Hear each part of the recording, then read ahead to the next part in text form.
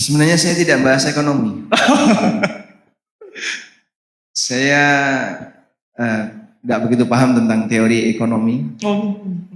Cuman beberapa teman bercerita tentang bagaimana cara mereka bekerja, bagaimana cara mereka berbisnis. Lalu kita diskusi bersama.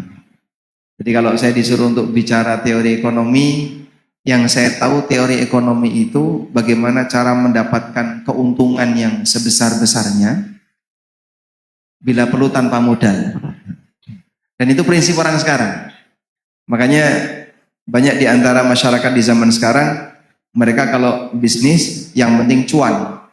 Nah, bagian inilah yang barangkali perlu untuk kita luruskan agar orientasi untuk yang penting untung dan untung ini bisa diluruskan.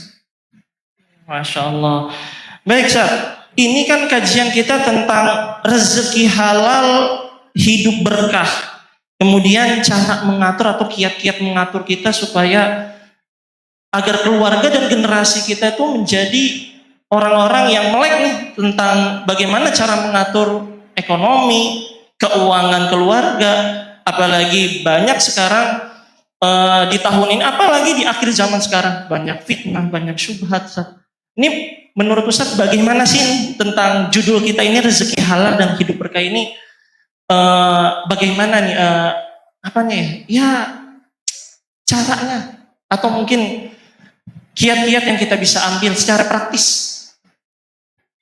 Alhamdulillah wassalatu wassalamu ala Rasulillah wa ala alihi wa sahbihi wa mawalah wa asyhadu an la ilaha illallah wahdahu la syarikalah wa asyhadu anna Muhammadan abduhu wa rasuluh salawatu rabbi wa salamu alaihi wa ala alihi wa ashabihi wa man sara ala nahjihi wa stanna bi sunnati ila yaumiddin. Sebelumnya mohon izin untuk menyampaikan sedikit keheranan. Setahu saya Bintang Pelajar itu kan lembaga bimbel. Betul. Bayangan saya itu gedungnya kecil, sempit, di pojok, di ujung sawah. Nah, ternyata Masya Allah gedungnya luas, tinggi, di tengah kota. Alhamdulillah. Dan dulu beberapa teman kami yang lulus di UGM, kemudian setelah itu mereka nyari kerja, pijakan pertama mampir di bimbel. Nah, di antara yang dituju adalah bimbel Bintang Pelajar. Cuman karena di Jogja tidak ada kalau nggak salah, dulu nggak ada dulu. Sekarang sudah ada. Sekarang sudah ada belum? Gimana? Insya Allah ada. Jadi karena di Jogja tidak ada, jadi saya nggak ikutan dulu.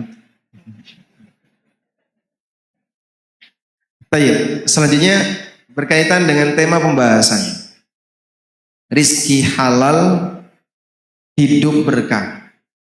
Kalau kaitannya dengan kondisi kaum muslimin di zaman sekarang, terutama Bapak Ibu para wali santri, saya kira tema ini cukup relate. Mengingat fenomena di akhir zaman yang disabdakan Nabi SAW, di mana orang itu tidak peduli berkaitan dengan bagaimana cara mereka mendapatkan harta. Seperti yang disebutkan dalam hadis riwayat Bukhari, Rasulullah SAW bersabda, "Sayati 'alan nasi zamanun la yubalil mar'u ma akhadha min." Akan datang satu zaman di tengah umat manusia di mana orang tidak peduli dari mana dia mengambil harta. Amin halalin, amin haram. Apakah dari yang halal ataukah dari yang haram? Bentuk ketidakpedulian itu ada dua.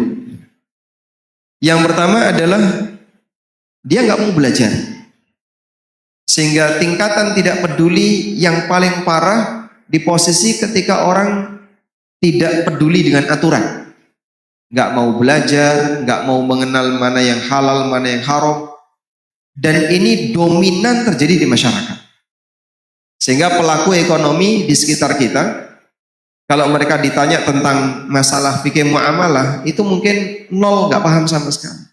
Bahkan dosa besar dalam praktek muamalah yang mungkin Bapak Ibu sudah kenal, yaitu dosa apa Pak? Riba. Anda mungkin bisa lakukan survei di pasar tradisional.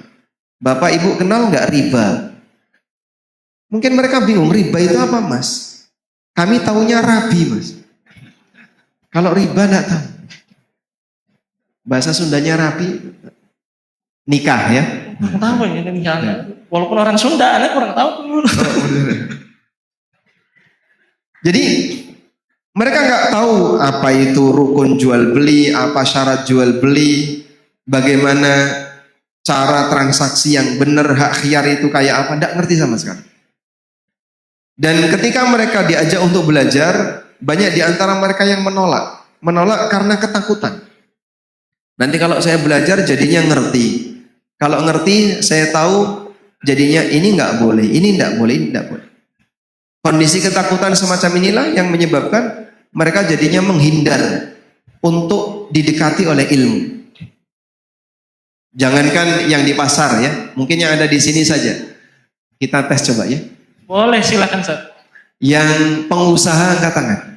Oh, silakan. Yang pengusaha. Jemaah yang pengusaha nih. Yang pengusaha. Masya Allah. Cuman satu Pak. Yang dua. Masya Allah. Ada lagi Tiga. Bapak Ibu, Masya Allah. Empat. Yang karyawan. Lebih banyak. Baik. Yang bukan pengusaha dan bukan karyawan dan bukan pelajar. Yang nggak angkat tangan tadi. Itu pengangguran berarti. Mungkin netral, Ustaz. Saya yakin pengusaha di sini banyak sekali. Cuman ketika saya tanya pengusaha angkat tangan, mereka takut angkat tangan. Takut nanti kalau dites nggak bisa jawab ya. Kalau kita pakai standar Amirul Mukminin di masa silam, Umar bin Khattab radhiyallahu anhu, beliau sampai melakukan inspeksi ke pasar, lalu tanya satu-satu para pedagang yang ada di pasar. Kalau nggak bisa jawab, diusir, nggak boleh dagang. La yabi'u fi suqina illa man tafaqaha wa illa akala riba sya'a amaba. Tidak boleh bertransaksi di pasar kami kecuali orang yang paham fikihnya. Karena kalau tidak dia akan makan riba sadar maupun tidak sadar. Di posisi ketika orang tidak punya ilmu, dia tidak akan tahu bahayanya, dia tidak akan tahu resikonya dan seterusnya. Kita kalau tidak tahu sesuatu itu bahaya, mungkin ketika kita berinteraksi kan biasa saja Pak. Karena kita nggak tahu kalau itu bahaya. Saya punya pengalaman ya. Waktu pertama kali saya nganter tamu, salah seorang ustadz, kemudian oleh panitia diajak mampir ke sebuah warung. Nah ustadz ini pesen apa sate atau apa dan dihidangkan pakai hot plate.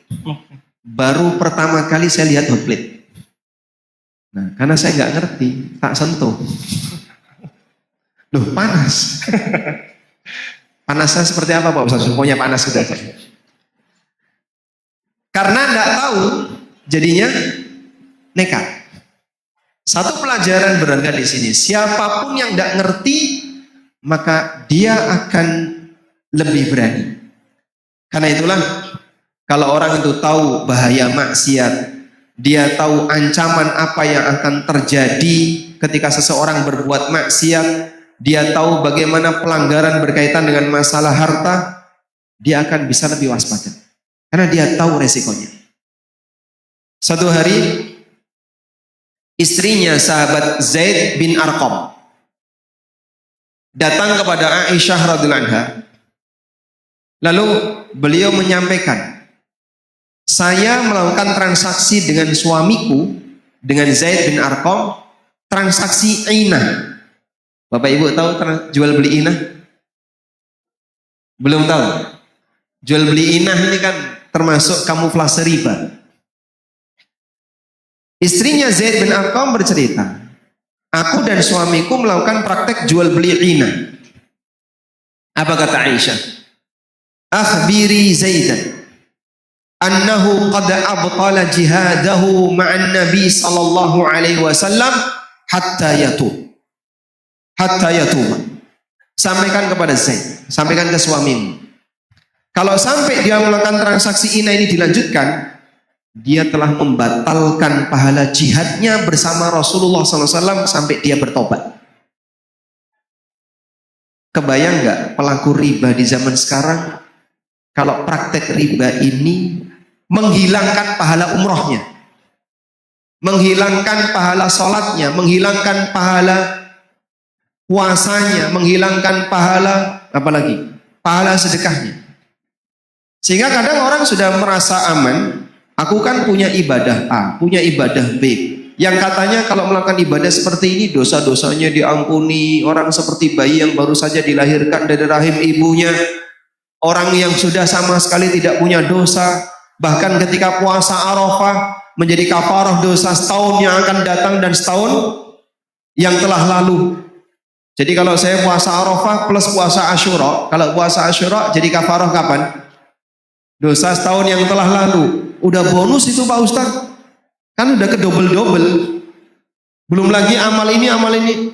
Yang jamin amalmu diterima siapa? Dan di posisi yang sama saat kau berbuat maksiat, kebayang nggak kalau maksiatmu itu menghapuskan Jumatanmu, maksiatmu menghapuskan puasamu, maksiatmu menghapuskan sholatmu, termasuk haji dan umrohmu. Itulah cara berpikirnya para sahabat. Maka ketakutan kita terhadap dosa, masalah muamalah kecil. Sementara para sahabat yang mereka punya pahala jihad, jihadnya nggak main-main. Yang mimpin Nabi SAW, jihad bersama Nabi SAW, itu sampai bisa hilang gara-gara jual beli inah. Yang jual beli inah ini kamuflase riba. Tadi ada yang belum paham, inah itu kayak apa sih Pak? Kalau nggak ngerti kan bisa jadi melakukan tapi nggak sadar ya. Jadi kalau saya punya benda ini Pak, Ustadz datang ke saya mau pinjam uang. Saya mau pinjam dong, berapa? 10 juta. Kita sama-sama paham, riba nggak boleh. Sehingga saya berpikir, kalau saya ngasih dia pinjaman 10 juta, saya nggak dapat untung sama sekali. Buat apa saya minjemin? Udah gini aja, Ustadz. Saya jual benda ini ke Ustadz seharga 10 juta kredit. Ustadz cicil selama 1 tahun. Loh, saya butuh duit kok malah suruh beli barang. Udahlah beli saja. Ya. Dibeli ya Ustadz. Kredit selama berapa? 1 tahun. Harganya 10 juta. Udah sah. Ustadz sekarang punya kewajiban nyicil ke saya 10 juta. Sekarang tolong jual lagi ke saya. Ini saya beli dari Ustadz seharga 9 juta tunai. Ya, langsung saya keluarkan duit 9 juta. Ini saya untuk bayarin ya. Ustadz menerima uang berapa? 9 juta. Kita pulang. Saya pulang bawa barang plus piutang 10 juta. Beliau pulang bawa uang 9 juta plus utang 10 juta. Hakikatnya apa itu Pak? Utang ada tambahan. Hakikatnya riba. Dan ini kata Aisyah radhiyallahu anha, pelakunya sahabat yang orang saleh. Kita dibandingkan Zaid bin Arqam, udahlah nggak usah dibandingkan, terlalu jauh. Pelakunya sahabat, dia pernah ikut jihad bersama Nabi SAW. Tapi kata Aisyah, akhbiri Zaidan annahu qad abtala jihadahu ma'an Nabi SAW hatta yatuba. Sampaikan kepada suami, kalau praktek inah ini membatalkan jihadnya bersama Rasulullah SAW sampai dia bertobat. Yang mungkin orang zaman sekarang, jangankan yang kayak inah ini Pak, lebih parah daripada praktek riba di zaman jahiliyah. Tapi mungkin dia nggak pernah punya perasaan berdosa, dia nggak punya perasaan bersalah. Lalu di mana titik dia bisa merasa aman dengan andalan amal A, amal B? Siapa yang jamin amalnya diterima? Padahal Bapak Ibu yang kami hormati, ritual ibadah menjadi tidak ada artinya jika pelakunya melanggar aturan syariah. Pernah satu ketika ada sahabat yang datang kepada Rasulullah SAW menyampaikan, ya Rasulullah, inna indi jarah, kami punya seorang tetangga ibu-ibu, wa dzukira min siyamiha wa qiyamiha wa sadaqatiha. Dia rajin qiyamul lail, dia rajin puasa sunnah, rajin sedekah. walakin tu'dhi jiranaha bilisaniha. Sayangnya nih orang suka menyakiti tetangganya pakai lisan. Kemampuan wanita kalau mendolimi orang lain pakai tangan atau pakai lisan? Pakai lisan. Sehingga kalau santri ikhwan lagi berantem, tangan kakinya yang maju. Santri akhwat kalau berantem, lisannya yang maju. Lebih jauh mana jangkauan lisan dengan tangan? Lebih jauh? Bisa nembus tembok, bisa nembus waktu dan ruang. Sehingga ustadznya di Jogja digibah di Bogor. Bisa nggak? Bisa. Itulah kehebatan lisan. Baik. Ketika Nabi SAW mendapatkan laporan seperti ini, apa yang beliau sampaikan? La khaira fiha. Wanita kayak gini nggak ada nilai baiknya. Innaha finnar. Masuk neraka. Rasulullah SAW tidak memberikan pertimbangan rajin puasanya, rajin sedekahnya, rajin qiyamul lail. Jadi nggak ada nilainya, nggak dianulir semua. Dianulir kenapa? Dianulir karena dia suka berbuat zalim, melanggar aturan syariat. Apalagi kalau kezalimannya Pak, kezaliman yang terstruktur, kemudian dilegalkan oleh negara.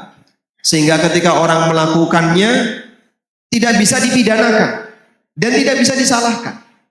Contohnya transaksi riba atau pelanggaran-pelanggaran yang terstruktur, tersembunyi. Misalnya mohon maaf, ada sebagian orang yang nggak bisa tersentuh hukum misalnya.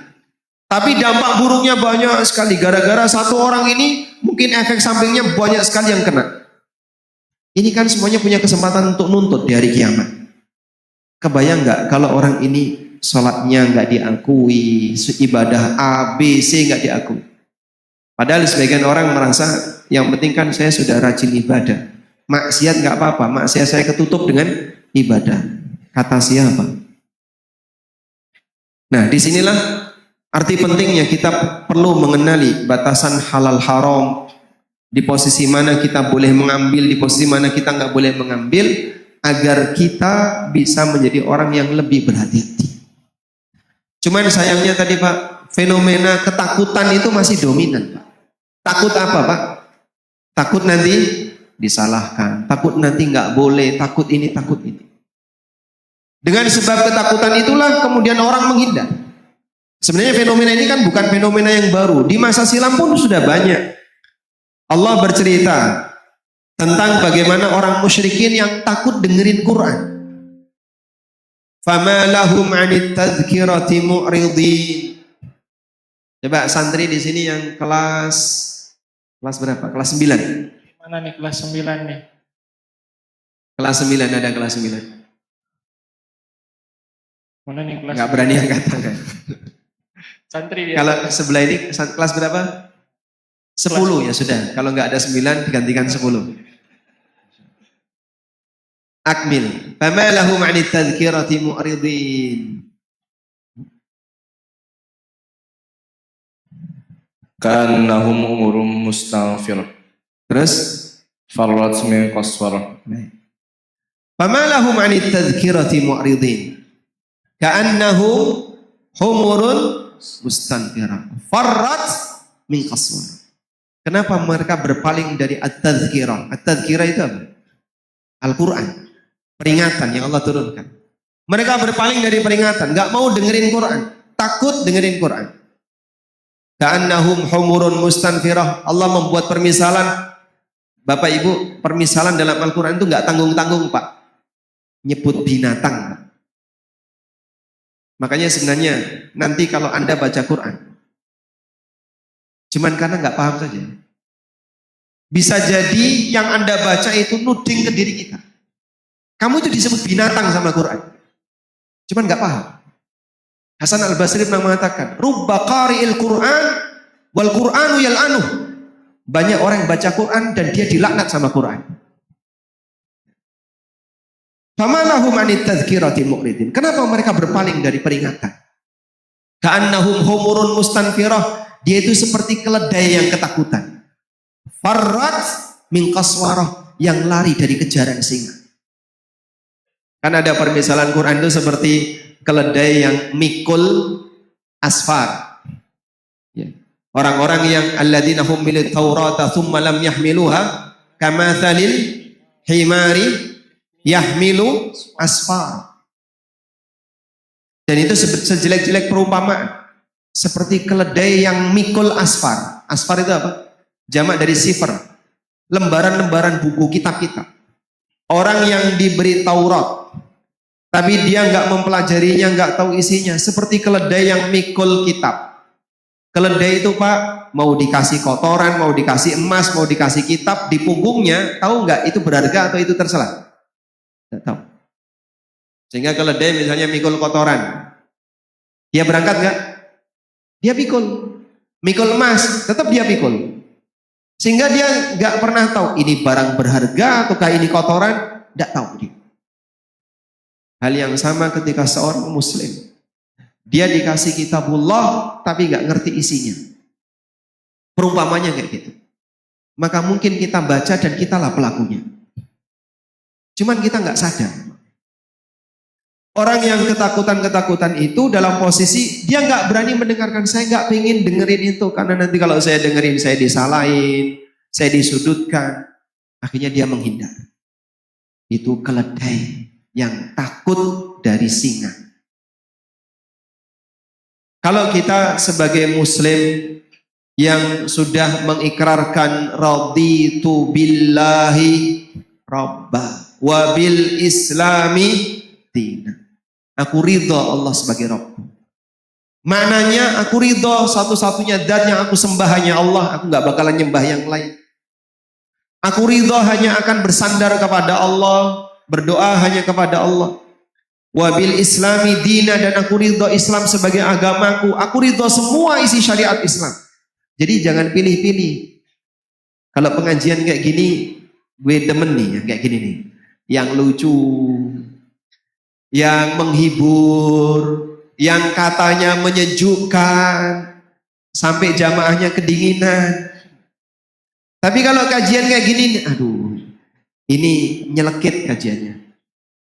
Kadang dikit-dikit haram. Kalau nggak haram, riba, goror, resign. Apaan ini kajian? Radikal.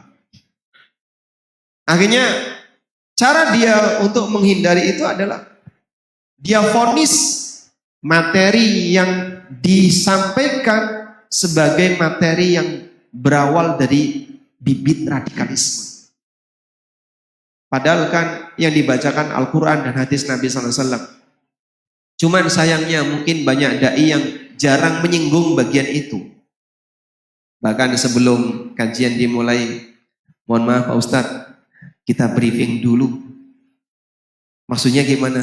Tolong nanti Pak Ustadz jangan nyebut kata riba, jangan nyebut harta haram, hindari nyebut goror haram, jangan. Nanti yang menyejukkan saja. Gimana kajian bisa menjadi sebuah media edukasi kalau ternyata pembicaranya dikendalikan oleh pendengarnya? Sehingga seharusnya pembicara menyesuaikan jamaah atau jamaah menyesuaikan pembicara? Yang mana? Jamaah menyesuaikan pembicara. Tadi saya belum dikasih briefing. Ada kata-kata apa yang nggak boleh saya katakan? Yang nggak boleh saya sampaikan? Aman saja. Aman sini. Aman insyaallah. Jadi segala apapun boleh di sini. Sehingga terkadang pembicaranya di briefing dulu, diarahkan. Nanti jangan nyinggungin jangan. Terus kenapa? Jamaah kita belum siap Pak Ustaz. Justru itu yang mau saya sampaikan. Jika kita sepakat bahasanya forum kajian adalah forum edukasi. Edukasi itu kan dua Pak. Satu, memotivasi yang sudah benar. Sehingga kalau benar, dorong terus, dukung. Ini udah benar nih, ayo lanjut. Memperbanyak ibadah, taat kepada Allah. Kemudian berusaha untuk menjunjung tinggi akhlak yang mulia. Ini kita dorong. Yang kedua, meluruskan yang salah. Karena kalau yang salah itu dinormalisasi, sampai kapan itu akan bertahan? Kalau kita sepakat, Itu kan tergantung niat masing-masing. Maksudnya gimana? Ya jangan disalahkan dulu. Kalau niatnya benar kan tidak apa-apa. Sejak kapan amal salah bisa dibela dengan niat yang baik? Kita dihisap oleh Allah dari dua sisi, lahir batin. Nabi SAW mengatakan dalam hadis riwayat Muslim, Innallaha la yanzuru ila suwarikum wala ila ajsadikum walakin yanzuru ila qulubikum wa a'malikum. Allah enggak lihat wajah kamu. Allah enggak lihat fisik kamu. Tapi yang Allah lihat adalah hati kamu dan amal perbuatan kamu. Jadi batin dan apa? Amal perbuatan. Kita sepakat amal salah tidak boleh dibela dengan niat yang benar. Karena itu salah. Contoh, orang maling biar bisa sedekah, boleh nggak Pak? Boleh nggak Pak? Nggak boleh. Kenapa nggak boleh Pak? Dia mengambil hak orang lain. Loh kan saya mau sedekah ya. Kalau sedekah pakai duitmu sendiri. Aku nggak punya. Ya kalau nggak punya jangan paksakan sampai mengambil hak orang lain. Korupsi untuk wakaf masjid boleh enggak? Boleh? Ya enggak boleh. Duh, tapi kan ini untuk kemaslahatan ormas misalnya ya. Karena butuh untuk kemaslahatan lembaga saya, ini untuk wakaf. Ya, kalau memang niatmu untuk kemaslahatan lembaga kamu, untuk wakaf amal kamu, pakai duitmu sendiri. Jangan pakai duit negara atau pakai harta orang lain yang itu merugikan banyak orang. Sehingga siapapun sepakat bahwa amal salah tidak boleh dibela dengan niat yang benar.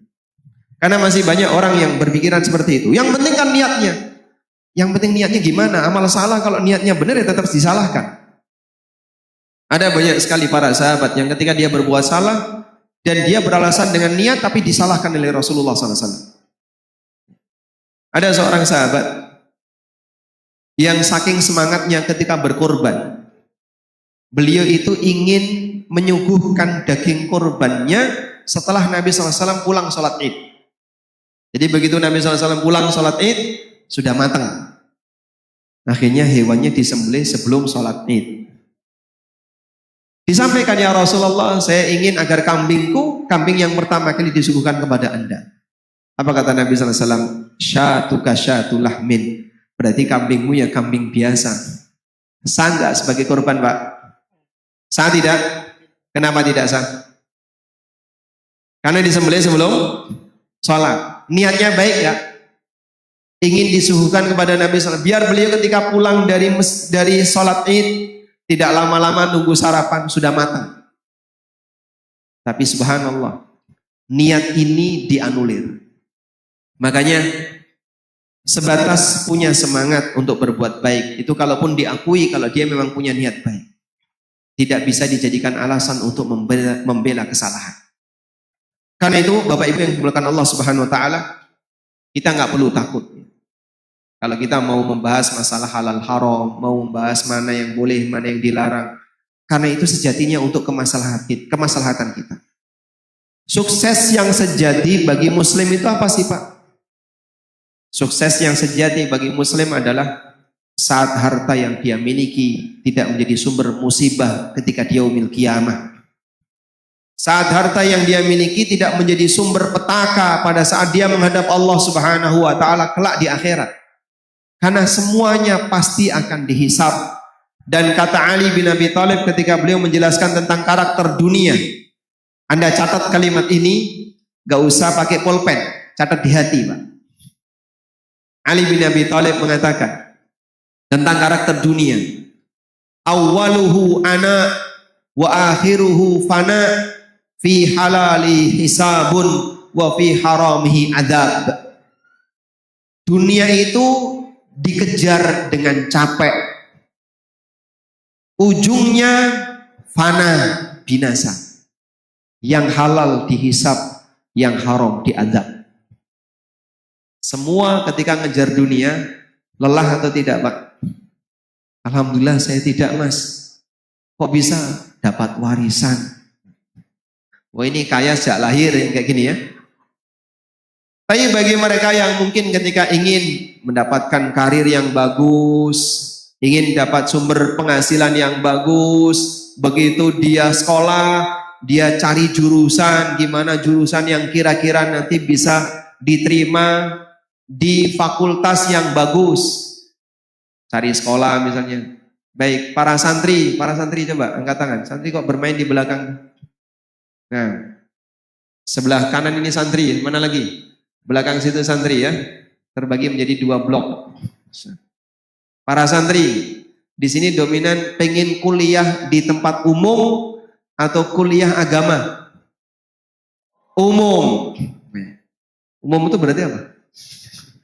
PTN ya, PTN. Yang mau masuk kedokteran angkat tangan. Yang mau masuk teknik banyak ya. Yang mau jadi petani enggak ada. Ustaz, lama-kelamaan petani itu punah. Karena enggak ada generasi penerusnya. Yang mau masuk IPB, tetangganya ada? Enggak ada. Masya Allah. IPB. Ada yang mau masuk IPB? Kok enggak ada, kenapa? Punya pengalaman apa yang dengan IPB kok? Enggak mau masuk IPB. Baik. Jadi ketika mereka sudah sekolah kan sudah mulai bingung nanti mau jurusan apa ya Pak? Bingung mau nyari jurusan apa Bu? Oh kamu di sini saja. Dah lulus masuk PTN. Beratnya dia harus masuk PTN pakai bimbel dulu sampai mengurangi jam tidur, jam sholat. Sampai banyak waktu yang dia gunakan untuk belajar. Masya Allah. Setelah itu dia sekolah di PTN, masuk kedokteran. Lulus kedokteran 4 tahun. Setelah itu habis 4 tahun lulus ngapain? Koas berapa tahun? 2 tahun, 6 tahun. Terus ambil sebelum praktek, internship ya. 1 tahun. Setelah itu spesialis. 4 tahun. 11 tahun dia belajar. Untuk menjadi seorang ahli di bidang kedokteran. 11 tahun belum ditambah dengan SMA-nya. Ini kalau dia serius belajar agama, ulama kibar itu Pak. Coba, 11 tahun belajar Pak. Kurang apa itu? Tapi jadi dokter. Alhamdulillah. Capek nggak ini Pak proses belajarnya? Capek sekali. Dia lelah untuk bisa belajar selama sekian belas tahun, lalu meniti karir di dunia kesehatan. Capek. Dunia itu dicari dengan capek. Belum lagi kalau misalnya dia di teknik nanti harus melamar kerja di kanan dan ke kiri, ada job expo yang datang ribuan, puluhan ribu, yang dibuka 5.000, yang datang 25.000. Lebih capek mana? Kerja atau nyari kerja? Lebih capek mana Mas? Lebih capek? Yang kerja merasa aku capek kerja. Yang belum dapat kerjaan, capek nyari, itulah karakter dunia. Dicari dengan lelah. Begitu dapat ujungnya, binasa. Dan nanti di akhirat, yang halal dihisap, yang haram diazab, tidak ada pilihan yang ketiga. Jadi kita mau menghindar kemana?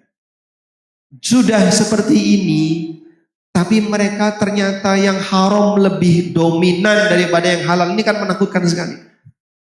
Apalagi di akhir zaman yang kata Nabi SAW, orang gak peduli. Termasuk juga mereka yang tidak bisa menghindari riba. Menghindari harta haram. Ya sudah. Berarti bagaimana kita bisa berpikir kalau kita nanti akan selamat di akhirat. Sementara cara kita dalam mencari harta ternyata seperti ini. Banyak pelanggaran yang kita gak gubris. Baik. Selanjutnya jamaah, makna yang kedua tadi ya, masih berbicara tentang makna apa tadi? Orang tidak peduli dalam masalah halal haram. Yang kedua adalah dia sudah jelas tahu kalau itu dilarang, tapi tetap dilanggar. Bodoh amat. Lupa, kamu tahu kalau ini haram? Iya, enggak apa-apa. Terus nanti kalau tak pakai umroh kan hilang dosanya. Berkali-kali saya dengerin kayak gitu Pak. Orang punya bayangan. bahwa ketika dia punya maksiat berupa dalam mendapatkan harta haram, dia punya bayangan nanti kalau dipakai sedekah, dipakai haji, dipakai umroh, semuanya kereset jadi nol. Gimana kok bisa kereset jadi nol? Padahal dia sendiri tidak punya perasaan berdosa ketika dia jelas salah. Dosa kecil jadi besar kalau orang yang merasa aman. Dosa besar jadi besar sekali ketika dia melakukannya dalam keadaan dia merasa aman.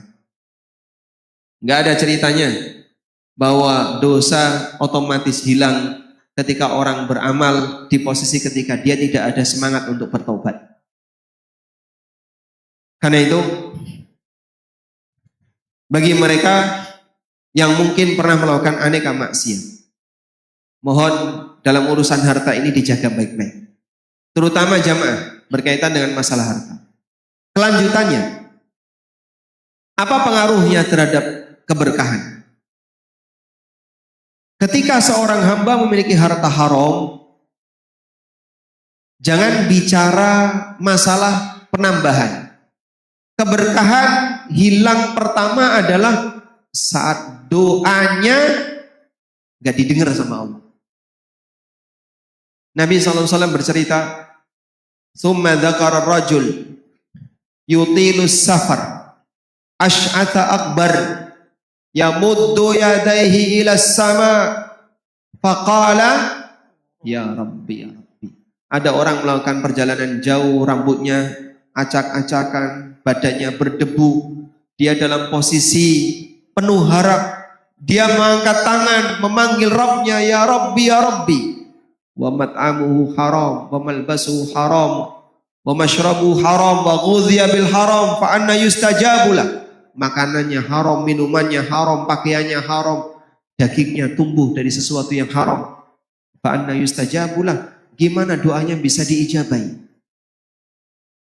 Jadi harta yang dia dapatkan menjadi penghalang bagi dia untuk bisa mendapatkan hajatnya.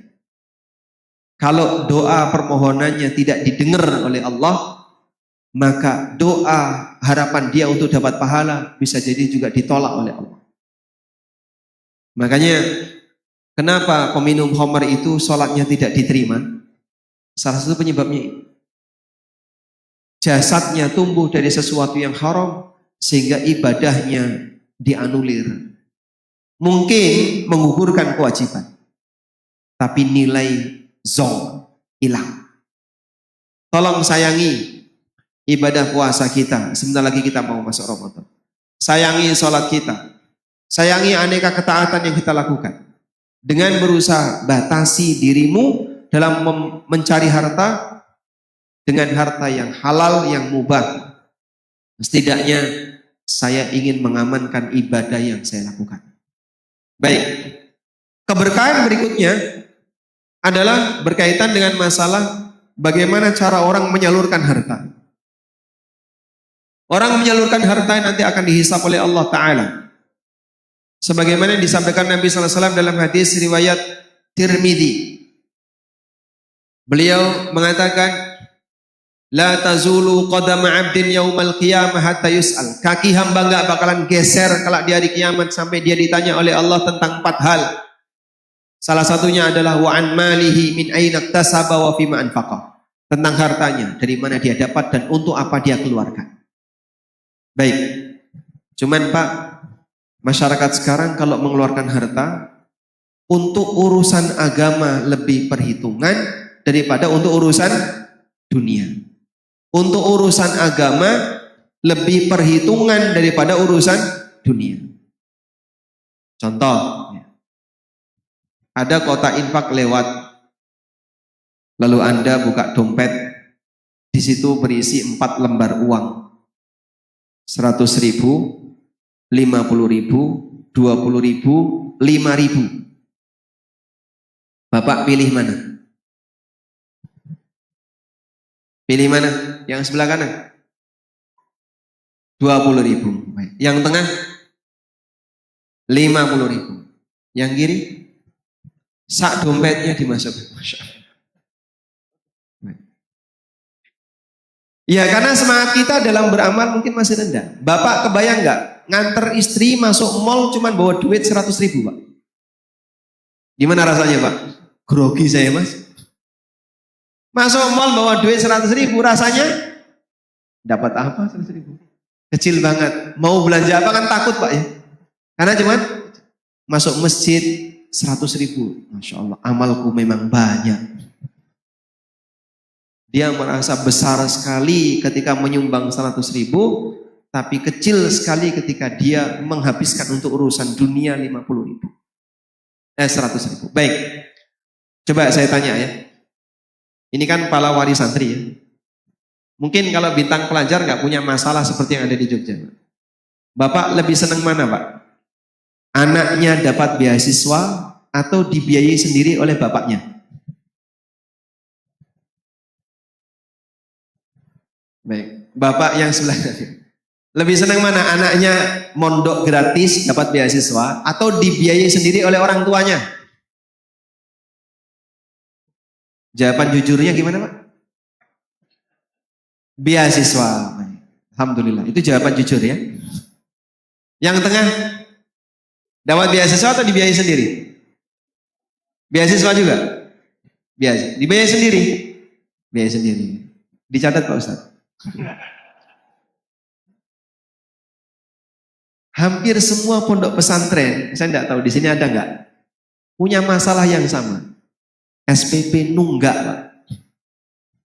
Di Jogja itu Masya Allah banyak sekali pondok pesantren. Sampai ada yang miliaran gitu Pak. Kenapa ini piutang miliaran?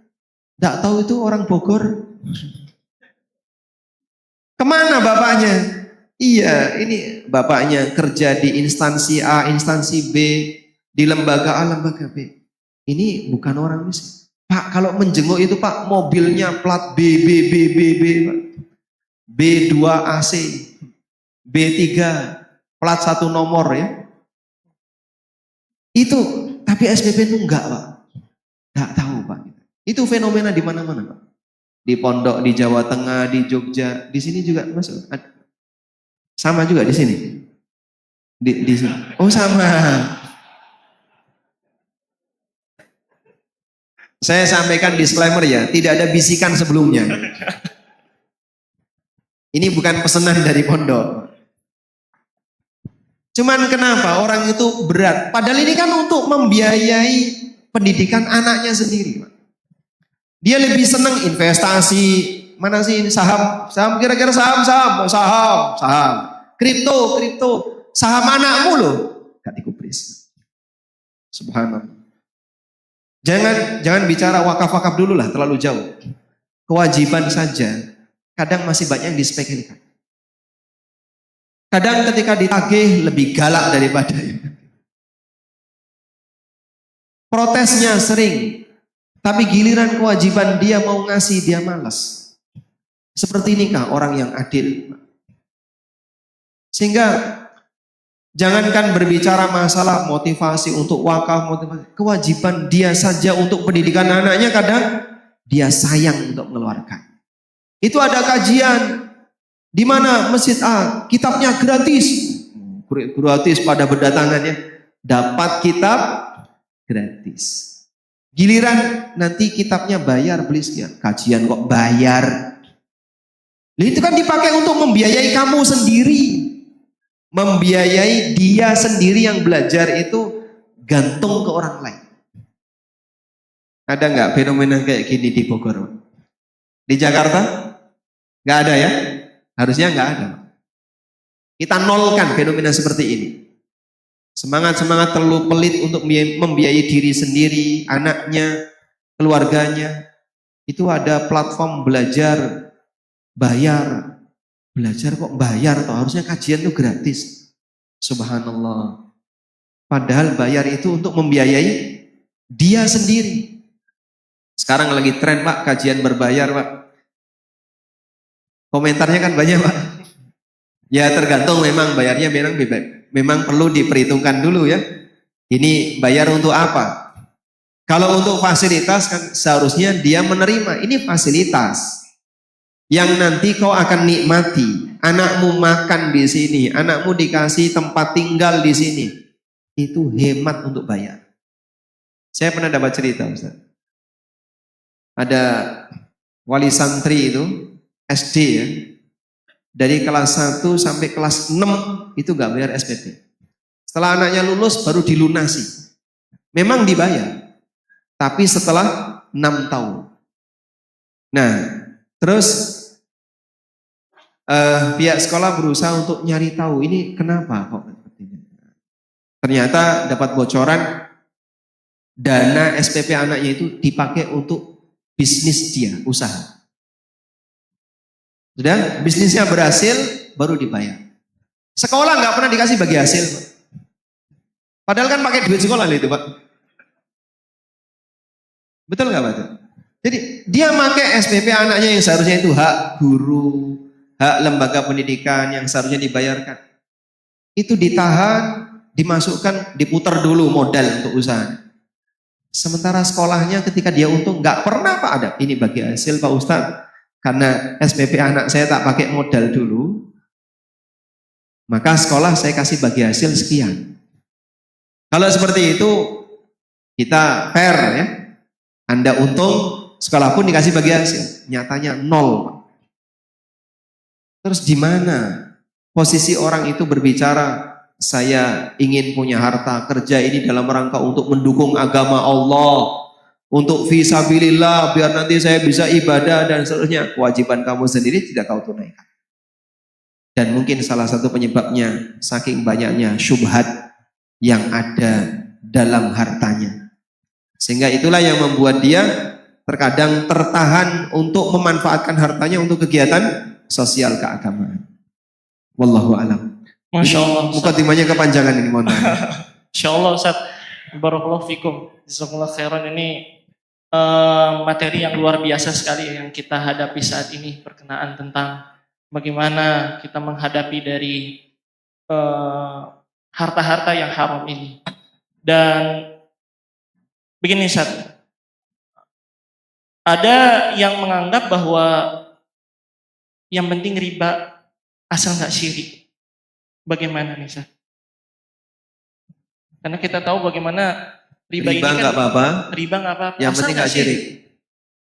Pripun dengan Ustaz? Gimana Ustaz? Ya. Memang masing-masing orang itu punya prinsip bermasalah sehingga menyebabkan dia nekat untuk berbuat maksiat.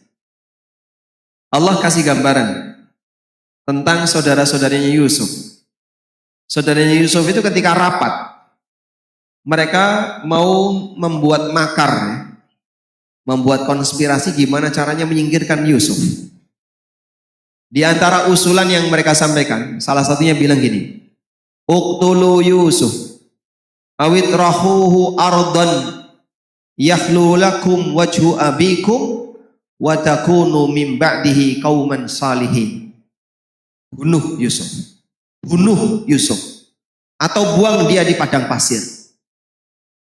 Biar dia nggak ganggu hubungan kita dengan Bapak. Wa takunu min ba'dihi qauman salihin, dan nanti setelah itu kita akan sama-sama jadi orang soleh. Jadi ketika merencanakan mau membunuh calon nabi, nanti besok kita sama-sama jadi orang soleh. Itu kan mirip seperti kita ya. Udah nggak apa-apa, yang penting nggak syirik. Sehingga orang ketika punya prinsip seperti itu, dia akan semakin berani untuk maksiat. Semakin berani untuk berbuat jahat. Karena itu kondisi para sahabat di masa silam, rasa takut mereka yang demikian tinggi terhadap praktek perbuatan dosa. Sampai Anas bin Malik pernah mengatakan, innakum lata'maluna a'mala hiya addaqu fi a'yunikum minasya'ri. Kalian melakukan banyak praktek amalan yang menurut kalian itu lebih lembut daripada rambut. Wa kana fi ahdin Nabi sallallahu alaihi wasallam na'udduha minal mubiqat. Padahal di zaman Nabi SAW kami anggap itu sebagai dosa besar. Kalian di sini, Anas yang menyampaikan itu di zaman tabi'in. Kebayang nggak kalau Anas hidup di zaman sekarang? Sehingga di posisi ketika para sahabat itu melihat sebuah praktek dosa, mereka lihat seperti tanggung jawab yang besar sekali, potensi bahaya yang besar, sehingga mereka anggap ini membinasakan, ini bahaya. Masyarakat kelas bawahnya, generasi setelah sahabat, ini cuman seperti rambut kecil. Gambaran orang munafik ketika dijelaskan Nabi SAW saat mereka melihat dosa, mithlud dhuba alladhi yaqau fi anfi, seperti lalat yang hinggap di hidungnya lalu dia bisa tebas, hilang. Dosa itu hilang hanya sekali tebas. Itulah cara orang munafik melihat dosa. Tapi mukmin ketika melihat dosa seolah-olah dia berada di bawah batu besar yang sebentar lagi akan menimpanya. Sehingga dia dipenuhi dengan ketakutan. Nah sekarang kan banyak sekali Pak, tokoh-tokoh masyarakat yang menanamkan prinsip berbahaya di tengah umat. Apa itu Pak? Memberi jaminan keselamatan di akhirat. Tenang saja Bapak. Yang penting pokoknya Bapak ikut kelompok kami, nanti tak tunggu di pintu surga. Masya Allah. Tenang saja, yang penting pokoknya Bapak ikut kajian kami, ikut bareng dengan kegiatan kami. Nanti Bapak akan mendapatkan syafaat di yaumil qiyamah. Siapa? Guru-guru kami akan kasih syafaat. Yang jamin itu siapa? Sehingga ada orang yang dia sudah mendaftarkan diri jadi panitia akhirat. Yang punya hak, nanti siapa yang mau selamat, jalur khusus panitia. Masya Allah. Ini kan bahaya Pak ya. Menanamkan paham permisif di tengah kaum muslimin. Sehingga sampai banyak di antara mereka yang punya keyakinan, tidak apa-apa saya seperti ini, saya sudah dijamin sama Mbah Yai itu. Saya sudah dijamin sama tokoh itu, tokoh itu, tokoh itu. Itu banyak. Ini prinsip permisif. Dan gara-gara prinsip seperti inilah, banyak orang yang nekat berbuat jahat dan berbuat maksiat. Nah. Barakallahu fiik, Masya Allah Ustaz. Pertanyaannya atau dari jawabannya sudah bagus untuk kita dengar nasihat-nasihat dari Ustadz sekalian, yang mana kita bisa mengambil dari faedah yang kita bisa ambil dan kita bisa amalkan di kehidupan kita sehari-hari Ustadz. Barakallahu fiik. Nah Ustadz, kita langsung pada sesi tanya jawab Ustadz. Ada beberapa pertanyaan yang masuk pada kami. Izin anak bacakan dari beberapa di antaranya. Assalamualaikum ilaika ya Ustadz. Barakallahu fiik.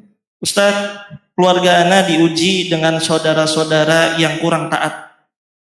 Sehingga orang tua ana jadi lebih sering membantu saudara-saudara ana dibandingkan menabung untuk keperluan akhirat, misalnya seperti umroh dan haji serta yang lain. Bagaimana ana menyikapinya Ustadz? Saya mungkin tidak tahu bagaimana karakter orang tua Anda dan Anda barangkali lebih ngerti tentang itu. Tapi pada prinsipnya begini ya. Manusia itu kan hanya bisa mempengaruhi. Kita nggak bisa memaksa. Sebagaimana setan hanya bisa mempengaruhi dan tidak bisa memaksa.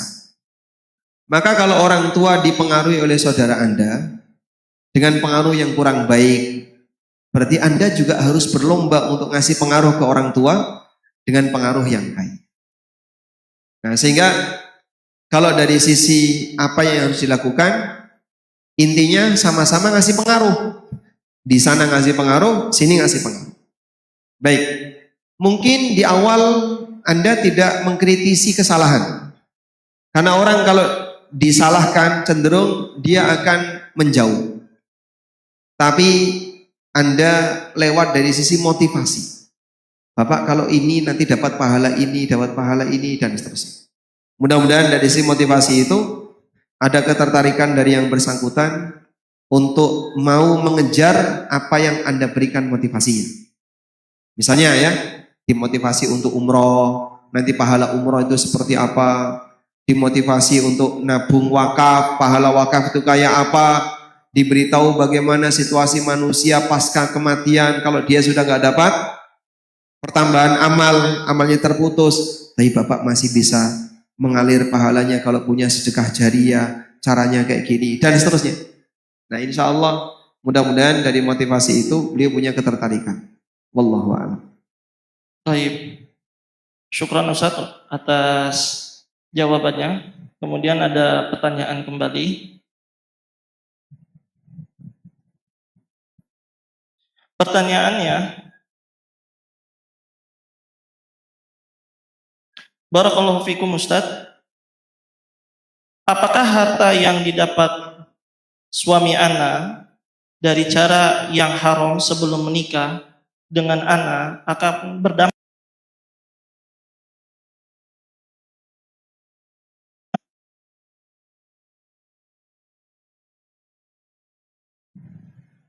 pada Ustaz Sudah. tadi? Seorang calon suami sebelum dia nikah nanti akan memberikan dampak buruk kepada istrinya dan anak-anaknya setelah menikah. Jika memang istrinya tahu kalau itu haram, misalnya dia dapat info kalau suaminya sumber penghasilannya A, B, C. Dulu sebelum nikah suami saya itu jualan homer, ternak babi. Atau apalagi dan aneka sumber penghasilan yang haram, maka sang istri boleh memberikan syarat. Aku mau nikah dengan kamu dengan syarat kau harus nyari pendapatan yang halal dulu dan tinggalkan semua yang haram. Posisi wanita itu menang sebelum nikah, posisi lelaki menang setelah nikah. Makanya bagi wanita, kalau dia ingin berhasil mengendalikan suaminya, caranya adalah sebelum nikah pasang banyak syarat. Saya mau nikah dengan kamu dengan syarat 1, 2, 3, 4, 5, 6 sampai 10. Kok nggak jadi nikah? Bejane berarti. Berarti belum rezekinya. Baik. Nah, di posisi itulah dia bisa kendalikan calon suaminya tadi. Saya mau nikah tapi syaratnya kau harus begini, kau harus begini, harus begini. Begini-begini itu diarahkan untuk berbuat kebaikan. Tinggalkan yang haram. Kemudian cari sumber penghasilan yang halal. Kemudian nanti komitmen untuk bareng-bareng menjaga sumber pendapatan yang halal dan seterusnya. Mudah-mudahan dengan cara seperti itu sumber penghasilan suami bisa dikendalikan.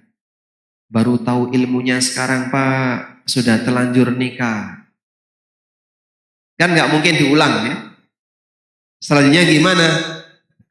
Karena Anda sudah berada di dalam, maka yang mungkin bisa saya sarankan adalah apa yang didapatkan oleh suami di masa silam, jika beliau sudah mendapatkan ganti untuk bertahan hidup dengan yang halal, yang haram-haram dulu, kasihkan ke fakir miskin.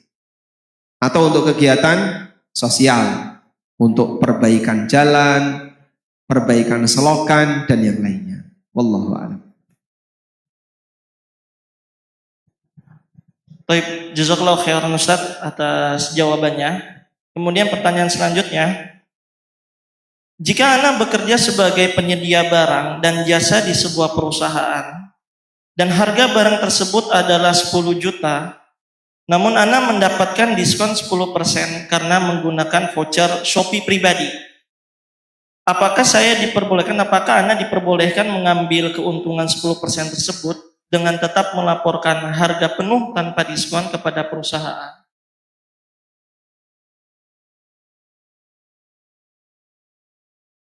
Sebagai penyedia barang dan jasa di sebuah perusahaan tersebut. Nah, itu posisi sebagai karyawan perusahaan itu atau di luar perusahaan itu? Enggak disebutkan. Kalau beliau karyawan seperti bagian pengadaan ya. Bagian pengadaan ditugaskan untuk pengadaan ATK misalnya. Sudah? Terus dia belanja. Maka ketika dia belanja lalu dia laporkan ke perusahaan, wajib 100% sesuai real. Dapat diskon itu Pak, tidak boleh dirahasiakan. Kalau tokonya ngasih sesuatu ke saya, serahkan ke kantor. Dan sebenarnya nggak boleh diterima. Karena ini tips yang statusnya harta bulul, harta khianat. Lalu gimana? 100% laporkan. Harga berapa, dapat diskon berapa, cashback berapa, dikasih tips berapa, laporkan semua. Itu haknya kantor. Bagian pengadaan 0% nggak boleh ngambil. Dan ini jika yang bersangkutan adalah karyawan. Tapi kalau yang bersangkutan bukan karyawan, saya vendor untuk pengadaan ABC. Nah, kalau seperti ini dia kulak, dia ngambil barang lebih murah, lalu dia jual ke perusahaan tadi dengan harga sesuai kesepakatan, silahkan. Boleh. Karena yang namanya penjual, ketika dia menjual sesuatu, kok dia dapat barang murah, dia tidak harus cerita kepada pembelinya. Wallahu a'lam. Baik. Syukuran Ustadz atas jawabannya. Pertanyaan selanjutnya, apa hukum menjual produk digital di media sosial? Contohnya apa? Produk digital. Quran juga produk digital ya. Tidak, Aplikasi doa juga produk digital. di sini nggak dirincikan. Ya tergantung produknya. Menjual di media sosial itu tergantung apa yang dijual ya. Kalau dia menjual rokok di media sosial gimana Pak? Haram. Kalau dia jual mushaf di medsos, halal. Dia jual buku, boleh. Jual HP, silahkan. Tapi kalau dia jual aplikasi atau apapun yang bermasalah, mau di dunia digital, mau di media sosial maupun yang lain, tetap terlarang. Baik. Insyaallah khairan jawabannya Ustaz. Pertanyaan selanjutnya adalah bagaimana menasihati keluarga yang masih bekerja di perusahaan riba dengan alasan tunggu dulu sampai mendapatkan pekerjaan yang baru. Bekerja sambil menunggu dapat pekerjaan yang baru. Gimana itu? Dia nggak nyari. Hah? Kalau dia nggak nyari gimana dapat? Dia sudah bisa settle di situ, gajinya gede, tiba-tiba nantilah hijrahnya kalau dapat kerjaan baru. Lah kamu resign cari kerja baru. Bukan ketika kerja tunggu dapat kerja baru. Siapa yang mau melamar di posisi kamu sudah dapat kerjaan seperti ini? Maka seharusnya gimana Pak? Kalau sudah tahu itu haram, sumber pendapatannya haram, resign. Sudah? Terus nanti sumber pendapatan kami dari mana? Ya kamu cari sumber pendapatan yang lain. Ini orang terlalu bergantung pada perusahaan tempat kerja. Tawakalnya jadi hilang. Dan banyak orang yang penyakit hatinya muncul, tawakal hilang gara-gara terlalu bersandar dengan tempat kerja dia. Sehingga seolah-olah kalau saya nggak kerja di sini, wah nanti hidup saya susah, hidup saya akan celaka. Anak istri saya nggak tahu makan apa. Nah biasanya makan apa? Nasi, ya kasih nasi. Nah ini semuanya berangkat dari hilangnya tawakal, kurangnya tawakal, sehingga dia terlalu bersandar kepada tempat kerja. Yang ngasih rizki bukan tempat kerja kamu. Maka kalau jelas itu sumber pendapatannya haram, dia harus memberanikan diri untuk apa? Meninggalkannya. Wallahu a'lam. Syukran Ustaz atas jawabannya. Kemudian pertanyaan selanjutnya. Dalam hal memberikan modal dalam kerjasama dan mendapatkan bagi hasil yang telah disepakati kedua belah pihak, apakah bagi hasil tersebut termasuk riba atau bukan Ustaz? Bagi hasil bukan riba kalau memang skema yang dijalankan benar. Ketika orang menjalankan praktek permodalan. Baik. Anda sudah kedinginan? Kedinginan nggak Pak? Kayaknya kedinginan ya. Boleh pindah sini. Nah, silakan boleh maju Pak. Kasihan yang di luar itu kedinginan. Ya, dimohon dipersilahkan jamaah yang masih bisa geser ke depan, maju ke depan, dipersilahkan kita berikan diberikan ruang untuk jamaah yang ada di sisi sayap kanan maupun di sayap kiri. Masya Allah.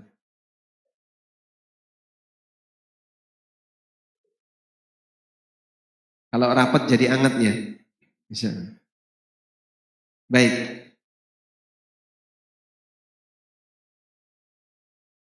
Ini materi penting berkaitan dengan masalah aturan permodalan yang barangkali banyak sekali teman-teman yang bertanya, sehingga termasuk FAQ dalam masalah permodalannya beberapa materi ini. Nomor 1, Pak, dalam transaksi permodalan baik mudharabah maupun musyarakah, ketentuan yang pertama, modal tidak boleh dijamin. Modal tidak boleh dijamin. Arti modal tidak boleh dijamin, keberadaan modal ketika usaha rugi tidak boleh diganti. Karena kalau usaha itu rugi, berarti modalnya harus ikut mengalami kerugian. Masalah porsi ruginya kembali kepada nilai kerugian. Ya? Tapi yang prinsip modal tidak boleh dijamin.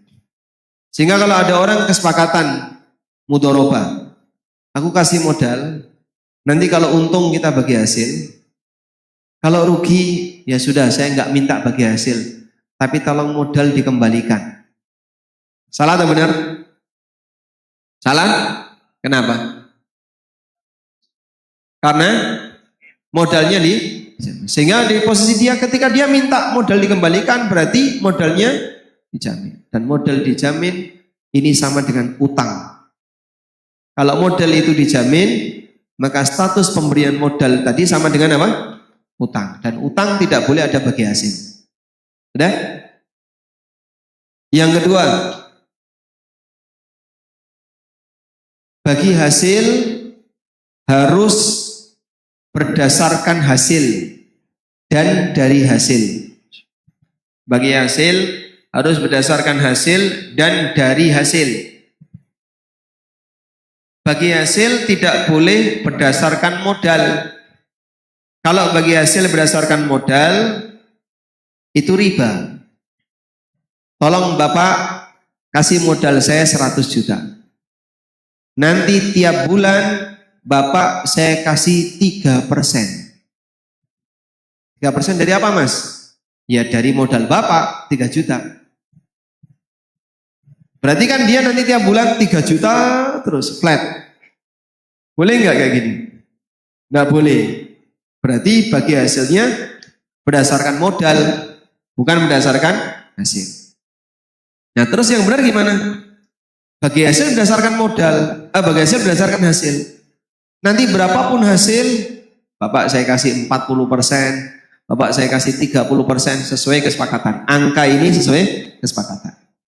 Nah, maka jangan merasa kalau persentase bagi hasilnya udah boleh, yang penting pokoknya persentase. Persentase kali apa dulu? Kalau faktor kalinya modal, nanti kan flat jadinya ya. Tapi kalau faktor kalinya keuntungan, fluktuatif. Karena itu bagi hasil statusnya tidak jelas. Sebab fluktuatif, kadang ada, kadang tidak, kadang naik, kadang turun. Dipahami ya? Baik. Sehingga kalau ada transaksi mudharabah, musyarakah, tapi bagi hasilnya pasti, ini lebih pasti loh Pak. Bapak tiap bulan nanti dapat sekian, pasti kan? Nah yang pasti ini yang syar'i Pak. Yang pasti ini yang syar'i. Yang nggak pasti itu Pak, nanti kadang ada, kadang tidak, itu nggak syar'i itu Pak, goror itu Pak. Ini orang nggak paham ya, sehingga membela kebatilan, membatilkan yang hak. Baik, bagi hasil nggak boleh pasti namanya hasil itu nggak pasti. Sehingga untuk praktek bagi hasil, yang namanya bagi hasil dia mengikuti fluktuasi hasil. Dah? Yang ketiga,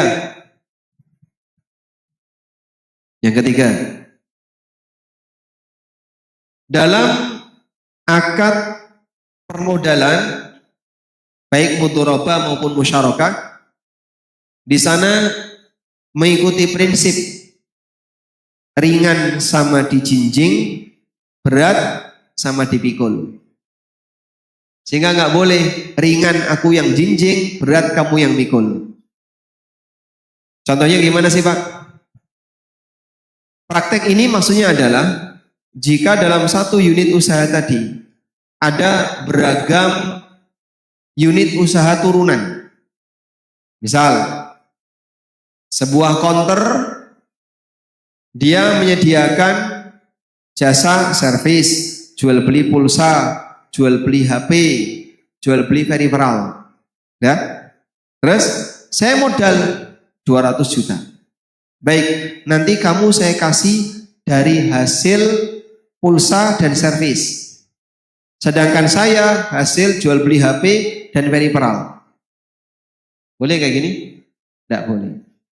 Karena nggak jaminan. Siapa yang lebih beruntung? Oh ternyata pulsanya nggak laku. Jasa servisnya nggak laku. Loh kok nggak ada bagi hasil? Loh kamu kan nggak laku. Jual beli HP-nya laris. Iya itu hak saya. Nah itu tidak boleh. Sebuah lahan ini ditanami lombok sama kacang. Lombok aku, kacang kamu. Boleh? Tidak boleh. Kenapa? Gak ada jaminan mana yang lebih aman posisinya. Terus yang benar gimana? Berapapun hasilnya dibagi bersama. Sesuai persentase. Dah? Saya modal sapi betina ke seorang petani. Nanti tolong dikembangkan. Jika ada anaknya, anak pertama punya investor. Anak kedua punya petani. Boleh atau tidak? Hah? Boleh. Tidak. Kenapa? Belum tentu punya anak kan? Kedua. Sapi ini punya anak pertama. Dikasihkan ke investor. Investor sudah dapat untung. Ada nggak jaminan dia punya anak kedua? Tidak ada. Ya kalau bisa punya anak kedua. Kalau cerai gimana? Maka di posisi ini tidak boleh ada bagi hasil dengan skema kayak tadi Pak. Sehingga hasil berapapun dibagi bersama. Dipahami insyaallah? Baik, Bapak pegangi 3 ini dalam akad mudharabah. Insyaallah nanti bisa menjawab banyak pertanyaan yang disampaikan oleh kaum muslimin. Nah. Syukran Ustaz atas jawabannya. Ada beberapa pertanyaan yang sama dikumpulkan menjadi satu pertanyaan berkenaan tentang hukum kripto Ustaz. Masya Allah. Apa? Iya. Saya kalau bicara kripto di Jogja masih jarang pelakunya. Kalau di Jakarta yang rajin sholat pun ikut kripto ya. Jadi kira-kira gimana ini? Baik, sampai saat ini saya masih memahami investasi kripto dilarang. Dan mungkin Anda sudah pernah nonton video yang ada di ANB Channel berkaitan dengan hukum cryptocurrency. Karena pertimbangan, yang pertama, kripto itu bukan uang. Sehingga investasi di dunia kripto tidak bisa kita samakan seperti orang investasi emas, yang dia beli emas kemudian dia simpan, atau investasi dolar, dia simpan nanti dia jual. Sebab dia bukan uang. Baik. Yang kedua, kripto itu goronnya besar. Sehingga orang misalnya investasi kripto 500 juta. Kira-kira duit Bapak nanti gimana? Ya enggak tahu, kan kripto itu begini. Runcing-runcing gitu kan. Selisih menit turun, menit lagi naik begini. Sehingga kalau diinjek nancep itu di kaki. Gimana ada fluktuasi yang enggak karuan dan selisih sedikit aja itu, selisih menit ya. Itu sampai 20 juta, bahkan bukan juta, 20 juta, ratusan juta. Nah, detik ini 1,836 M. 1, berapa tadi? 836 ya. 5 menit berikutnya 1,903. 10 menit berikutnya 1,627. Jadi Di atas, naik, turun. Terus gimana? Ya Bapak harus jeli. Sehingga pas naik, jual, turun, beli. Naik, jual, turun, beli. Ngumpulin duit receh. Pakai fluktuasi enggak keluar tadi. Tapi kan pasarnya tidak secepat itu. Kecepatan gerakan ini lebih cepat daripada kecepatan gerakan transaksi. Berarti kan jadinya duit, terima duit, bisa untung, bisa rugi. Gorornya besar. Bahkan sebagian ada yang sudah memvonis judi. Seperti saya naruh sekian, dah menang saya dapat. Nah, praktek kayak gini saya menyatakan tidak direkomendasikan dan sebaiknya mungkin nanti Bapak Ibu bisa kalau mau investasi di unit usaha yang real. Misalnya di depan ini kan banyak sekali Pak ya. Ya tapi itu kan nggak menjanjikan Mas. Cuma 6 hari. Ya nanti bisa diperpanjang sampai 6 tahun. Lapak-lapak di depan. Baik, intinya carilah sumber investasi atau tempat investasi yang benar. Ya. Hindari model-model investasi instan karena kita berharap agar harta yang kita dapatkan adalah harta yang halal. Wallahu a'lam. Baik, jazakallahu khairan atas jawabannya Ustadz dari tentang hukum kripto dari pembahasan inti kita pada kesempatan kali ini. Sebelum nanti nasihat